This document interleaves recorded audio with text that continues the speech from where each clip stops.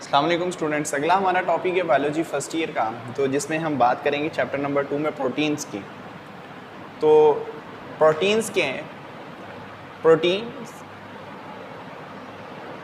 Is a organic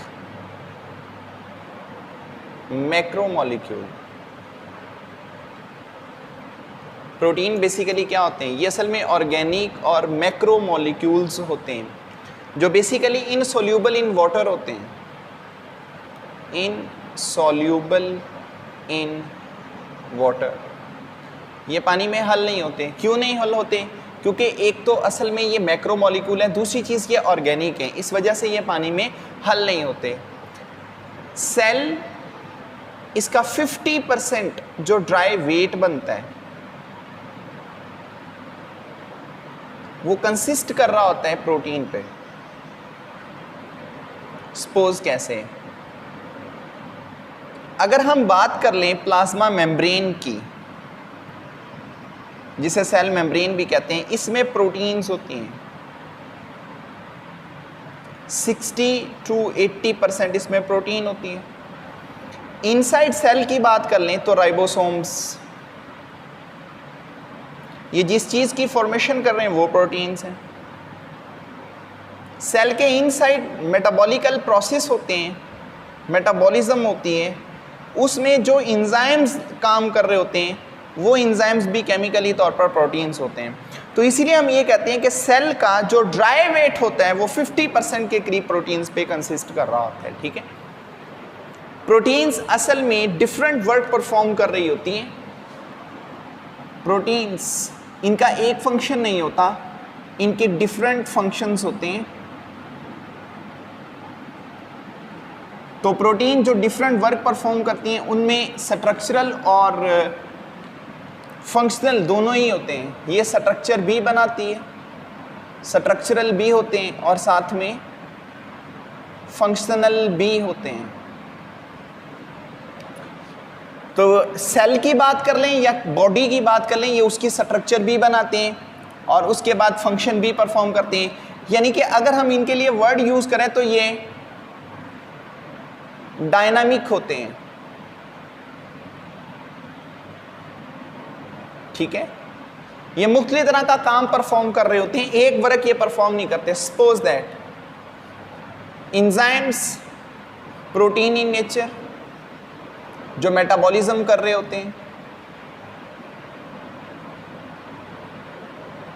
इसके बाद insulin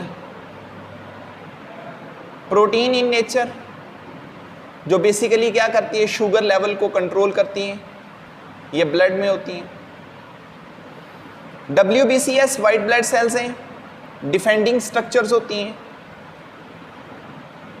ये भी प्रोटीन इन नेचर होते हैं। इसके बाद कर लें तो मसल्स प्रोटीन्स हैं,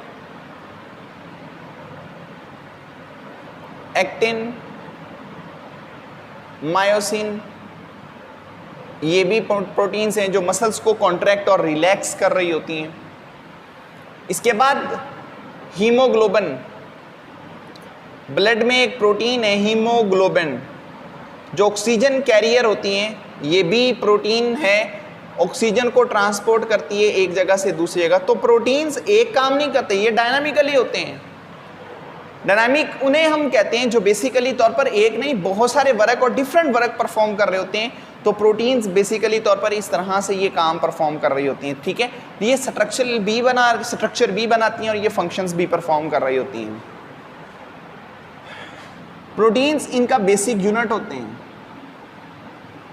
प्रोटीन के जिस बेसिक यूनिट से मिलकर प्रिपेयर्ड होते हैं उस यूनिट को नाम दिया जाता है अमाइनो एसिड्स का।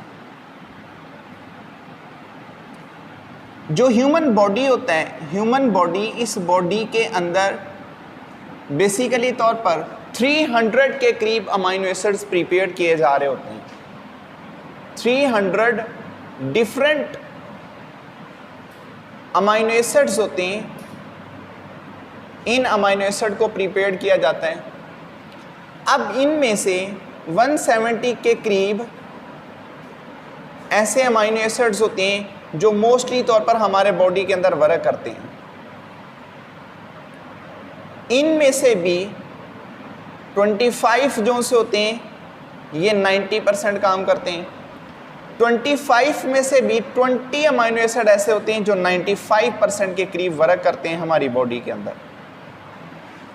इन 20 को हम आगे डिवाइड कर देते हैं दो हिस्सों के अंदर। एक जो होते हैं वो कहलाते हैं एसेंशियल अमाइनो एसिड्स और दूसरे को कहा जाता है नॉन एसेंशियल अमाइनो एसिड्स। ठीक है, एसेंशियल अमाइनो एसिड्स वो होते हैं जो बेसिकली हमें आउटसाइड बॉडी लेना पड़ते हैं, ये हमारा बॉडी प्रिपेयर नहीं करता। नॉन एसेंशियल वो होते हैं जो विद इन बॉडी प्रिपेयर्ड होते हैं। ठीक है, तो 10 के करीब जो होते हैं वो एसेंशियल अमाइनो एसिड्स होते हैं और 10 के करीब जो होते हैं वो नॉन एसेंशियल अमाइनो एसिड होते हैं।